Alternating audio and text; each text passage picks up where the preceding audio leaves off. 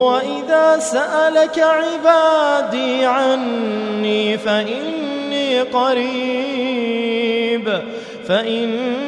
قَرِيبٌ أُجِيبُ دَعْوَةَ الدَّاعِ إِذَا دَعَانِ فَلْيَسْتَجِيبُوا لِي وَلْيُؤْمِنُوا بِي لَعَلَّهُمْ يَرْشُدُونَ. نحمده ونصلي على رسوله الكريم اما بعد فاعوذ باللہ من الشیطان الرجیم بسم اللہ الرحمن الرحیم رب اشرح لی صدری ویسر لی امری واحلل عقدۃ من لسانی یفقهوا قولی واجعل لی وزیرا من اہلی اللہم فقہنا فی الدین اللہم انی اسألک علما نافعا رزقا طیبا وعملا متقبلا آمین ثم آمین. السلام علیکم ورحمۃ اللہ وبرکاتہ. آج انشاءاللہ تعالی ہم سورۃ الکہف کے شروع میں جو اصحاب کہف کا قصہ ہے اس میں قصے سے ہٹ کر ایک عظیم دعا جو اللہ نے اپنے نبی کو تلقین کی کرنے کی اس کے حوالے سے بات کریں گے. یہ دعا آیت نمبر 23 اور 24 میں آئی ہے. فرمایا گیا بسم اللہ الرحمن الرحیم وَلَا تَقُولَنَّ لِشَيْءٍ إِنِّي فَاعِلٌ ذَلِكَ غَدًا إِلَّا أَن يَشَاءَ اللَّهُ وَاذْكُر رَّبَّكَ إِذَا نَسِيتَ وَقُلْ عَسَىٰ أَن يَهْدِيَنِ رَبِّي لِأَقْرَبَ مِنْ هَٰذَا رَشَدًا. اصحاب الکہف کے قصے کے دوران جب اصحاب کہف سوتے رہے اور جب اللہ سبحانہ تعالیٰ نے انہیں اتنی لمبی نیند سے اٹھایا، کیونکہ ایک طرح سے وقت ان کے لیے رک گیا تھا، کیونکہ وہ سو رہے تھے، ان کو تو نہیں پتہ کہ وہ ایک دن کے لیے سوئے ہیں یا پھر کئی صدیوں کے لیے سوئے ہیں. تو اس معجزے کے بعد اللہ سبحانہ تعالیٰ نے نبی کی طرف خطاب کرتے ہوئے کہا، نبی صلی اللہ علیہ وسلم سے کہا وَلَا تَقُولَنَّ لِشَيْءٍ إِنِّي فَاعِلٌ ذَلِكَ غَدًا. انہوں نے کہا کہ نبی صلی اللہ علیہ وسلم خبردار تم کبھی یہ مت کہنا کہ میں یہ کام کل کرنے والا ہوں. إِلَّا أَن يَشَاءَ اللَّهُ، سوائے اس کے کہ یہ اللہ چاہے. یعنی اسی کی وجہ سے یہ ایک چیز ہمارے کلچر میں، ہمارے روحانی کلچر میں فکسچر بن گئی کہ ہم جب بھی مستقبل کے بارے میں بات کرتے ہیں تو انشاءاللہ کہتے ہیں. انشاءاللہ کے معنی ہوتے ہیں کہ اگر اللہ چاہے، اللہ کی مشیت ہو تو یہ کام ہو. تو یہ 3 الفاظ ہیں انشاء اللہ. اردو میں تو ہم لکھتے ہوئے اس کو اکٹھا کر دیتے ہیں کبھی کبھار، لیکن اصل میں یہ 3 الفاظ ہیں. انشاء اللہ، اگر ہمارا رب چاہے. پہلے اس کے حوالے سے میں آپ کے سامنے کچھ باتیں رکھ دوں، کیونکہ اس سے غرض مراد لینا ہمارے کلچر میں بہت کامن ہو چکا ہے. جیسے مثال کے طور پر ہم کیا کہتے ہیں کہ اگر کوئی کہے کہ کل آپ میٹنگ میں پہنچ جائیں گے تو ہم آگے سے کہیں انشاءاللہ. انشاءاللہ سے مراد ہے کہ 50% چانسز ہیں کہ میں 3 بجے میٹنگ پہ نہیں پہنچوں گی، لیکن میں اپنی انشورنس پالیسی کے تحت آپ کو یہ کہہ رہی ہوں کہ انشاءاللہ میں پہنچ جاؤں گی. اور اگر میں نہیں بھی پہنچی 3 بجے تو میں نے آپ کو کہا تھا نا کہ آگے پیچھے ہو سکتا ہے وقت، ہو سکتا ہے میں آؤں، ہو سکتا ہے میں نہ آؤں. تو انشاءاللہ کا یہ مطلب. یا پھر انشاءاللہ کا مطلب ہم ایسے لیتے ہیں کہ بس کسی کو ٹرخانے کے لیے نا کہ جی یہ کام میں یہ کام انشاءاللہ تعالی ضرور کر دوں گی. انشاءاللہ آپ فکر ہی نہ کریں، کل میں یہ کام کر دوں گی. مطلب یہاں پر انشاءاللہ سے مراد یہ ہے کہ آپ رہنے دیں، میرا دل چاہے گا تو میں کر لوں گی، نہیں چاہے گا تو نہیں کروں گی. یہ اس کا غلط استعمال ہے. اس کا صحیح استعمال کیا ہے کہ میں نے فیصلہ کیا ہے، کیونکہ پلاننگ تو زندگی کا حصہ ہے نا. مجھے کل کے لیے پلاننگ کرنی ہے، مجھے اگلے مہینے کے لیے پلاننگ کرنی ہے، آپ نے ٹریولنگ کرنی ہے اس کے لیے پلاننگ کرنی ہے، بزنس کے لیے پلاننگ کرنی ہوتی ہے، پڑھائی کے لیے پلاننگ کرنی ہوتی ہے، پڑھانے کے لیے پلاننگ کرنی ہوتی ہے. تو ہر چیز کے لیے پلاننگ کی ضرورت ہوتی ہے، اور پلاننگ کا تعلق فیوچر سے ہوتا ہے. آپ نے مستقبل میں کہاں جانا ہے، کیا کرنا ہے، کیسے چیزوں کو مینیج کرنا ہے، کیا تیاری کرنی ہے، کیا سامان ساتھ رکھنا ہے، کیا سامان خریدنا ہے، کیا کچھ کرنا ہے. اور پھر ان سب چیزوں میں پلاننگ کے بعد آپ نے ایک چیز کو یاد رکھنا ہے کہ میں جو بھی پلان بنا لوں، میرا جو بھی اسکیجول میرے دماغ میں ہو، وہ صرف اس وقت ایگزیکیوٹ ہو سکتا ہے جب اس میں اللہ کی مشیت، اللہ کی مرضی ہو. کہ یہ پلان اس طرح سے ایگزیکیوٹ ہوگا، اور میں اس چیز کو بار بار اکنالج کروں کہ جو مستقبل ہے وہ میرے اپنے ہاتھ میں نہیں ہے، اس کی پلاننگ میں کر سکتی ہوں، تیاری اس کی میں کر سکتی ہوں۔ جیسے کوئی چیز میں 1000 دفعہ پہلے کر چکی ہوں اور 1000 دفعہ وہ کامیاب ہوئی ہے، اس کا مطلب یہ ہے کہ 1001 دفعہ اگر میں وہ کام کرنے لگی ہوں تو کوئی گارنٹی نہیں ہے کہ وہ کامیاب ہوگی۔ ہر دفعہ اس کام کو کرنے میں اللہ کی رضا ہوتی ہے، اللہ تعالیٰ کی طرف سے کن فیکون ہوتا ہے تو اس میں کامیابی ملتی ہے، تو وہ کام ہوتا ہے۔ یہ چیز ہمیشہ مجھے یاد رکھنی پڑے گی کہ اپنے پچھلے ٹریک ریکارڈ کے بنیاد پر میں اپنا یہ ذہن نہ بنا لوں ایسا ہی ہوگا اور ایسا نہیں ہوگا۔ اسی طرف ایک اور اشارہ اللہ سبحانہ تعالیٰ نے اسی صورت میں کیا ہے ایک اور قصے کے ذریعے سے، کہ ایک کسان ہے، ایک باغبان ہے، اس کا باغ بہت اچھا چل رہا ہے، اس نے اپنے ساتھی سے کہہ دیا ہے، سورۃ الکہف آیت نمبر 36، وَمَا أَظُنُّ السَّاعَةَ قَائِمَةً وَلَئِن رُدِدتُّ إِلَىٰ رَبِّي لَأَجِدَنَّ خَيْرًا مِّنْهَا مُنقَلَبًا، کہ میرا نہیں خیال کہ یہ قیامت وغیرہ آنے والی ہے، اگر آئے گی بھی تو میرا رب مجھے واپس لے کر بھی جائے گا تو اس سے بھی اچھا مجھے ملے گا۔ پھر نا اس کے دماغ میں تھا ان تبید ہاذہ ابدا، کہ میرا نہیں خیال کہ یہ جو میرا باغ ہے، یہ جو میرا سیٹ اپ ہے، وہاں پر پانی کا سسٹم اتنا اچھا ہے، ایگریگیشن کا سسٹم اتنا اچھا ہے، میں نے ارد گرد درخت لگائے ہوئے ہیں، نخل کے درخت لگائے ہوئے ہیں، اس کی ساری سیکیورٹی سسٹم ہے، میرے لڑکے، میرے بیٹے، میرے ملازم اس کے لیے میرے لیے سارا کام کرتے ہیں، اتنا اچھا میں نے سیٹ اپ بنایا ہوا ہے تو یہ کہاں سے خراب ہو سکتا ہے؟ Do not think this will ever perish. ایک طرح سے اس کا خیال تھا کہ اٹس بلٹ پروف۔ اللہ تعالیٰ نے کیا کیا؟ اس کے باغ کو خراب کر دیا اور اس کو ایک سبق سکھایا، اور یہ سبق کیا تھا کہ ہمیں میٹیریل پر اتنا اعتماد نہیں کرنا چاہیے کہ جیسے صرف اسی کی طرف سے گارنٹی ہے، میرے پاس گاڑی اچھے سے اچھی ہو وہ خراب ہو سکتی ہے، اور وہ اچھی نہ بھی ہو تو خدا نہ خواستہ روڈ پر ایکسیڈنٹ ہو سکتا ہے۔ مجھے اللہ تعالیٰ کی مشیت پر ایک ڈیپینڈنس کرنی ہے، تو اسی لیے ہر چیز میں جو کل کے بارے میں آپ کہو گے ٹھیک ہے وہ میں نے کرنا ہی کرنا ہے، وہ میری پلاننگ کا حصہ ہے، میں نے فیصلہ کیا ہے کہ میں نے کل اس اپوائنٹمنٹ میں جانا ہی جانا ہے، جانا ہی جانا ہے، انشاءاللہ جاؤں گی۔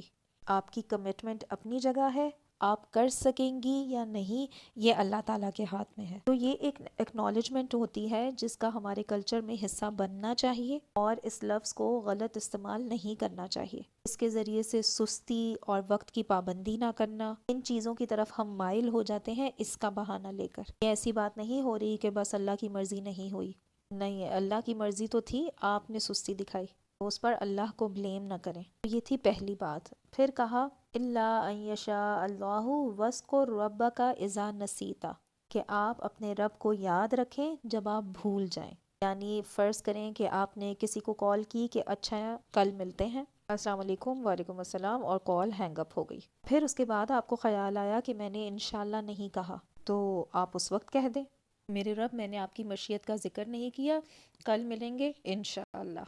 یہ ضروری نہیں ہے کہ آپ اس کو دوبارہ کال کر کے کہیں کہ او ہو بھائی میں نے انشاءاللہ نہیں کہا تھا کل کی اپوائنٹمنٹ کے لیے، اب میں نے اس لیے فون کر کے انشاءاللہ کہہ دیا۔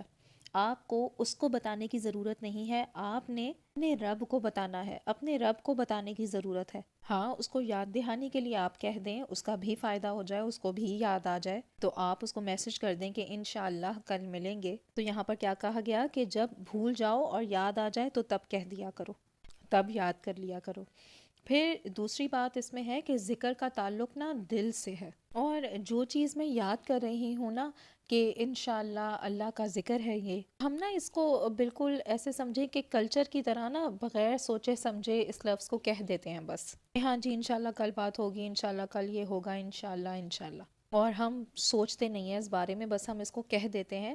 تو آپ کو یہ کہہ کے نا بعد میں یہ خیال آنا چاہیے کہ میں نے بس اس کو صرف زبان سے کہا تھا کہ میں نے اس کو دل سے بھی کہا ہے، کہ دل سے واقعی اپنے رب کی طرف رجوع کر کے میں کہوں کہ میرے رب تیری مرضی ہوگی تو یہ ہوگا، وَاذْكُرْ رَبَّكَ إِذَا نَسِيتَ۔ تو اس سے نا ایک ہیوملٹی آتی ہے انسان کے اندر، اس میں ایک غلط قسم کا اپنے اوپر گھمنڈ نہیں آتا، ایک خود اعتمادی نہیں آتی کہ میری وجہ سے ہوگا یہ جو ہونا ہے، آگے میں کروں گی تو یہ ہوگا۔ یعنی آپ اپنی ہر کوشش کے بعد پھر اللہ تعالیٰ سے یہ اس نتیجے کی دعا کرتے ہیں کہ اگر اللہ چاہے گا تو یہ ہوگا. جیسے کہ میں نے آپ کو کہا تھا، ہر بار دعا کا ایک فارمولا میں نے آپ کو بتایا ہے نا اس پورے سیشنز میں. پہلے ہم اپنی کنٹریبیوشن کرتے ہیں، ہم اپنا حصہ کرتے ہیں، پھر اللہ تعالیٰ کی طرف سے مدد آتی ہے، پھر دعا قبول ہوتی ہے. پھر دوسری چیز، اللہ تعالیٰ نے اس دنیا میں ایک نظام رکھا ہے کہ کوشش ہماری ذمہ داری ہے، کوشش میری ذمہ داری ہے، اور نتیجہ اللہ تعالیٰ نے اپنے ہاتھ میں رکھا ہوا ہے.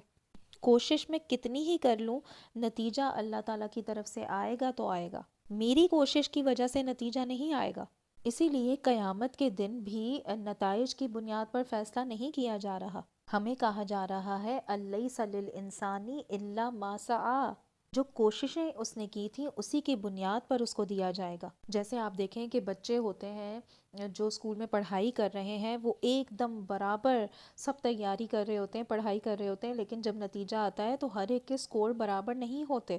کسی کا زیادہ آئے گا، کسی کا کم آئے گا. نتائج اللہ تعالیٰ کے ہاتھ میں ہوتے ہیں. جو لوگ بزنس کرنے کی کوشش کرتے ہیں ان کی محنتیں، کوششیں، اسٹریٹجیز ساری ایک جیسی ہوتی ہیں، لیکن ایک چلے گا اور دوسرا نہیں چلے گا. وہ کیوں ہوتا ہے؟ کیونکہ اللہ تعالیٰ کی مشیت ایک طرف ہے اور دوسری طرف نہیں ہے. اس کا فیصلہ کسی کے لیے کچھ اور ہے اور کسی کے لیے کچھ اور. کسی کے لیے کوئی چیز بہتر ہے تو کسی کے لیے کوئی اور چیز بہتر ہے. گویا پتہ کیا چل رہا ہے کہ ہماری ایفرٹس جو ہیں وہ ہماری ذمہ داری ہیں، اور ہم اس پر یہ نہیں کہہ سکتے کہ نتیجہ تو اللہ کے ہاتھ میں ہے تو محنت اور کوشش کرنے کا کیا فائدہ ہے. نہیں، وہ نتیجہ دے گا ہی نہیں جب تک کوشش نہیں کریں گے.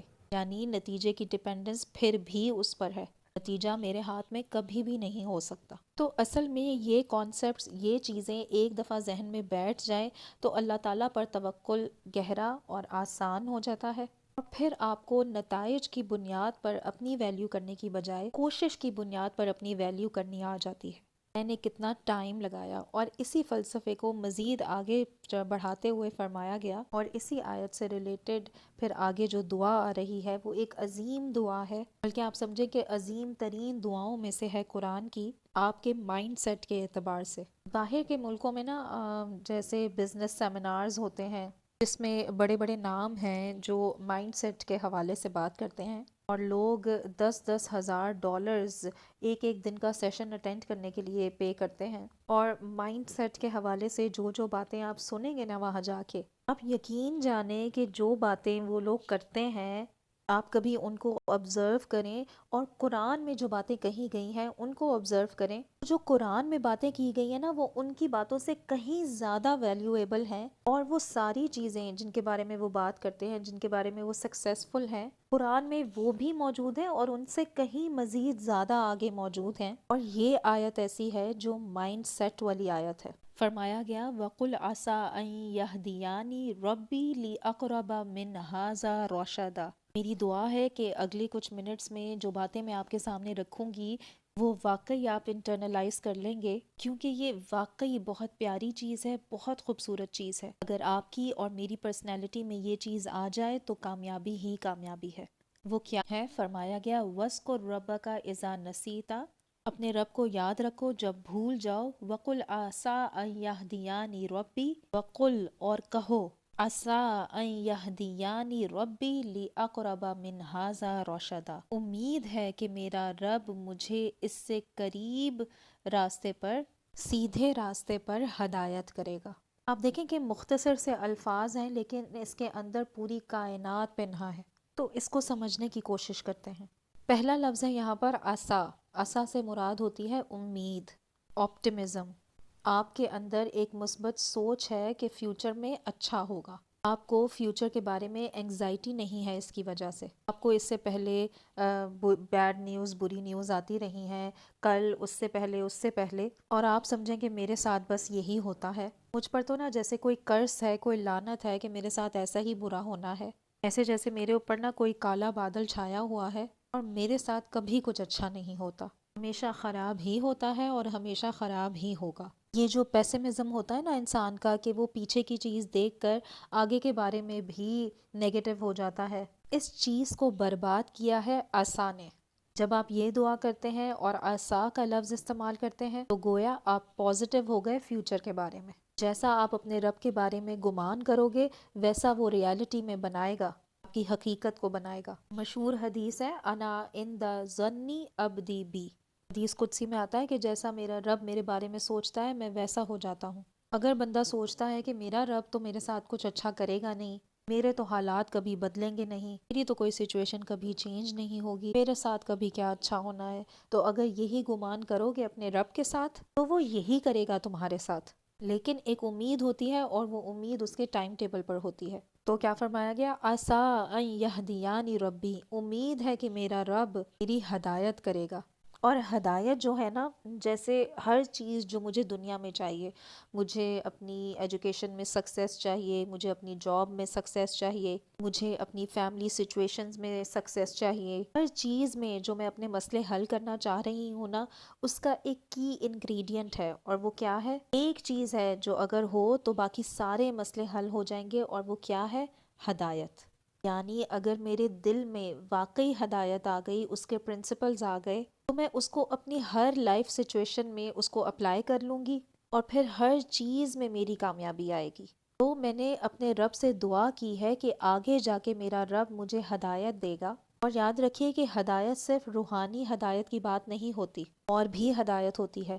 اللہ مجھے ہدایت دے گا کہ میں کون سا فیصلہ کروں، کون سے لوگوں سے ملوں۔ اللہ مجھے ہدایت دے گا کہ میرے رزق میں کون کون سے لوگ آئیں گے، جن کی کنٹریبیوشن سے، جن کے ساتھ سے، جن کی مدد سے، جن کی کوآپریشن سے کتنے اور دروازے میرے لیے کھلیں گے۔ تو یہ بھی اللہ تعالیٰ کی طرف سے ہدایت ہوتی ہے کہ جیسے کسی کی فلائٹ کینسل ہو گئی اور اگلی فلائٹ اسے لینی پڑی، اور وہ تو سمجھے گا کہ جیسے میرا سارا اسکیڈول خراب ہو گیا، لیکن اللہ کی ہدایت تھی کہ وہ فلائٹ کینسل ہو جائے، اور اگلی فلائٹ میں وہ جس کے ساتھ بیٹھا تھا اس کے ساتھ اس کی بات چیت ہو جائے، اور وہ اس کے لیے کوئی لائف چینجنگ چیز ہو، اس کے ساتھ اس کی کوئی بزنس پارٹنرشپ بن گئی، تو گویا وہ اس کے لیے خیر تھی۔ اس میں گویا اللہ کی گائیڈنس سے ایسے ایسے کام ہو سکتے ہیں جو ہم سوچ بھی نہیں سکتے۔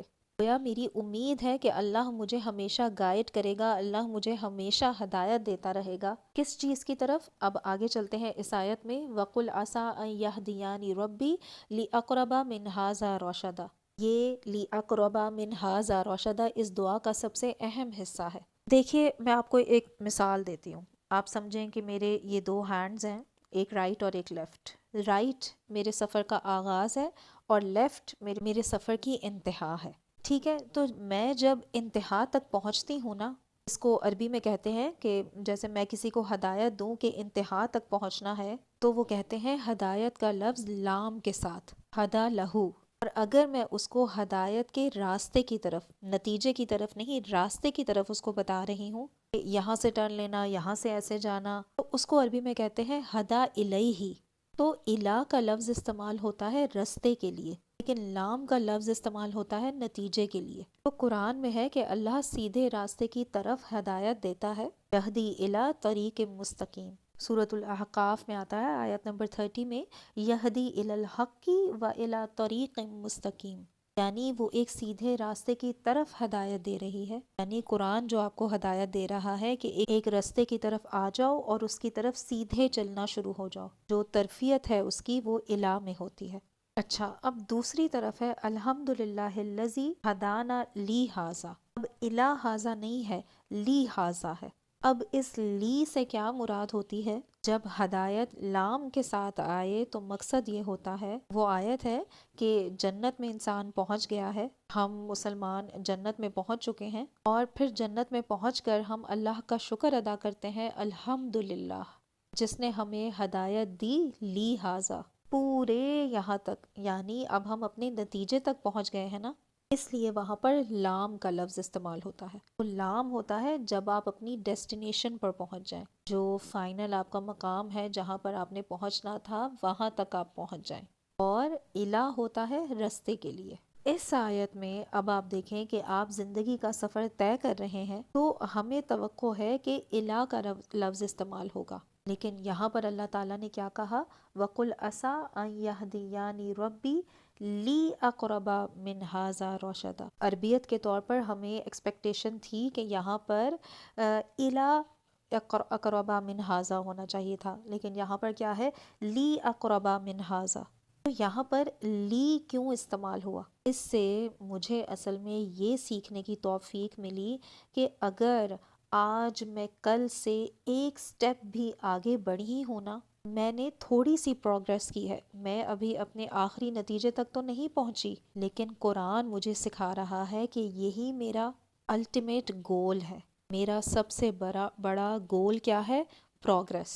میرا گول یہ نہیں ہے فرض کریں کہ میں حافظ قرآن بن جاؤں، میرا گول یہ ہے کہ آج بس میں یہ ایک آیت یاد کر لوں تو وہ میں کامیاب ہوں، کیونکہ مجھے نہیں پتا کہ مجھے موت کب آنی ہے۔ تو اگر ایک آیت یاد کرنے کی میں نے نیت کی تھی اور وہ میں نے ایک آیت یاد کر لی ہے اور پھر مجھے موت آ گئی تو میں کامیاب ہوں، کیونکہ میں نے اس دن اپنا مقصد پورا کیا۔ اگر آپ نے سیکھنے کا سفر پورا کرنا ہے، اگر آپ نے سیلف امپروومنٹ کا سفر پورا کرنا ہے، اپنے اندر کوئی تبدیلی لانی ہے، کوئی چینجز لانی ہے، تو ہر دن ایک کامیابی بن جاتا ہے۔ ہر ایک دن جب آپ اپنے اس گول کی طرف پروگریس کر رہے ہیں، اس گول کی طرف جا رہے ہیں، وہ آپ کے لیے کامیابی کی سیڑھیاں ہیں۔ آپ کو پتہ ہے کہ سائیکالوجسٹ آج کل کیا بات کر رہے ہیں؟ اسپرنٹس کی بات کرتے ہیں، وہ جو میراتھن کرتے ہیں نا آج کل لوگ، جو 100 کلومیٹر ریس کرتے ہیں، 100 کلومیٹر رن کرتے ہیں، ان میں کہاں سے اسٹیمنا آتا ہے؟ ان کا مائنڈ سیٹ کیا ہوتا ہے؟ وہ کیا کہتے ہیں؟ وہ کہتے ہیں، جو ونرز ہیں وہ کہتے ہیں کہ میں جب بھاگ رہا ہوتا ہوں نا، میرے سامنے ایک چھوٹا سا پودا یا درخت ہوتا ہے اور میری نظر اس پر ہوتی ہے کہ مجھے اس تک پہنچنا ہے، مجھے اور کچھ نہیں پتا، مجھے اس تک پہنچنا ہے۔ وہ جیسے ہی اس تک پہنچتا ہے تو اس کو آگے ایک اور کھمبا نظر آتا ہے، وہ کہتا ہے بس مجھے اس کھمبے تک پہنچنا ہے۔ یعنی وہ جہاں پہنچتے ہیں نا، وہاں سے آگے ایک چھوٹا سا گول رکھتے ہیں۔ یا وہ یہ نہیں کرتے کہ او ہو ابھی تو 80 کلومیٹر پڑے ہیں، ابھی تو 2 دن کا سفر پڑا ہے۔ نہیں، وہ اس بارے میں سوچتے ہی نہیں ہیں۔ وہ چھوٹے چھوٹے مائکرو گولز رکھتے ہیں اور وہی اس کا اصل گول بن جاتے ہیں۔ ایک مائکرو گول کے بعد دوسرا مائکرو گول، دوسرے مائکرو گول کے بعد تیسرا مائکرو گول، اور ہر چیز کو وہ سیلیبریٹ کرتے ہیں۔ سائیکالوجی میں ہیبٹ فارمیشن کی جو سائیکالوجی ہے، اس میں نا یہ پڑھایا جاتا ہے کہ اچھی عادتیں کیسے انسان اپنے اندر ڈالے۔ اس میں نا ایک چھوٹا سا سٹیپ لے کر اس کو سیلیبریٹ کرے۔ جیسے آج سمجھیں کہ میں نے کہنا ہے کہ آج میں نے لازمی ایکسرسائز کرنی ہے، تو اگر آج میں ایکسرسائز کرتی ہوں تو میرا آج کا دن کامیاب گیا ہے۔ یہ نہیں کہ بھئی فائدہ کیا ہوا، میرا ویٹ تو کم نہیں ہوا، مجھے تو کوئی فائدہ نہیں ہوا، میرا تو کوئی اسٹیمنا ہی نہیں بڑھا۔ نہیں، ایک کامیابی اچیو کر لی، اس کو سیلیبریٹ کریں۔ اس میں مائنڈ سیٹ کیا ہے؟ ہدایت کی طرف بھی۔ آپ کسی اور کی طرف دیکھ کر کہیں کہ اس نے تو قرآن بھی حفظ کیا ہوا ہے، وہ تو عالمہ بھی بنی ہوئی ہے، وہ تو اتنی نالجیبل ہے، وہ اتنی نمازیں پڑھتی ہے، اس کے ساتھ کمپیئر کرنا چھوڑ دیں۔ آپ نے ایک سٹیپ لینا ہے اور آپ نے دعا کرنی ہے کہ جہاں میں آج ہوں من ہاذا، جہاں میں ابھی ہوں اس سے تھوڑا سا اور قریب میں پہنچ جاؤں تو میں نے اپنا گول مکمل کر لیا۔ من ہاذا رشدہ، یہ ایک مائنڈ سیٹ ہے، یہ سائیکالوجی ہے انسان کی، یہ ذہنیت ہے، اور اگر یہ ذہنیت بن جائے نا انسان کی، تو جو کارنامے آپ کر نہیں سکے نا، جو چیز آپ اچیو نہیں کر سکے، جو گول، ان کے بارے میں سوچ سوچ کے آپ کڑتے نہیں ہیں۔ میں نے تو یہ بھی نہیں کیا، میں نے تو وہ بھی نہیں کیا، میں تو یہ بھی نہیں کر سکی، میں تو وہ بھی نہیں کر سکی، میں نے تو اس کے پیچھے اتنے سال ضائع کر دیے، اب وہ سالوں کی بات، میں کتنا پیچھے رہ گئی، وہ کتنی آگے نکل گئی۔ وہ سب چیزیں، وہ تمام چیزیں آپ کے ذہن سے نکل جاتی ہیں اور بس ایک چیز رہ جاتی ہے کہ آج میں نے کیا کرنا ہے۔ وَقُلْ عَسَىٰ أَن يَهْدِيَنِي رَبِّي لِأَقْرَبَ مِنْ هَٰذَا رَشَدًا، اس سے تھوڑا قریب لے آئے مجھے میرا رب، اس سے تھوڑی اور ہدایت مل جائے مجھے، اس سے مزید آگے ایک اور سٹیپ میں لے لوں۔ تو ان چھوٹے چھوٹے سٹیپس کی پروگریس، اور کچھ لوگ ہوتے ہیں جو نا سٹیپس پروگریس کے بہت جلدی لے لیتے ہیں، جلدی آگے بڑھ جاتے ہیں، اور کچھ لوگ ہوتے ہیں جو آہستہ آہستہ ہلکے ہلکے چلتے ہیں۔ یہی ہدایت کا سفر ہے۔ گویا ہمیں امید اللہ تعالیٰ سے رکھنی ہے کہ جہاں میں آج کھڑی ہوں، جہاں میں ہدایت کے راستے پر آج ہوں، میرا رب اگلے دن مجھے اس سے تھوڑا اور آگے ایک سٹیپ کر دے گا، تھوڑا اور مزید آگے ہدایت دے گا، تھوڑی اور ہدایت دے گا۔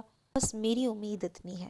تو یہ چیز جب انسان کے اندر آ جاتی ہے نا، تو پھر اس کو اتنی تسلی ہوتی ہے، اس کو نا پھر یہ انگزائٹی نہیں رہتی کہ میں کہاں سے کیا چیز سیکھوں، میں کس کی بات مانوں، کیونکہ اتنے سارے آپ کے ارد گرد رستے ہیں، اتنے زیادہ لوگ ہیں آپ کو گائیڈ کرنے کے لیے، لیکن آپ ان سب کو چھوڑ کر جب اللہ پر توکل کر کے اس سے ہدایت کا رستہ مانگتے ہیں، جہاں کھڑے ہیں اس سے مزید ہدایت مانگتے ہیں، تو وہ آپ کو ہدایت دیتا ہے۔ Just take a deep breath, step wise چیزوں کو لیں، ایک صورت سیکھ لیں، ایک آیت کو صحیح طور پر سمجھ لیں، ایک چھوٹی سی اچھی بات سیکھ لیں، ساری چیزیں ایک ساتھ ہی سمجھنے کی کیا ضرورت ہے؟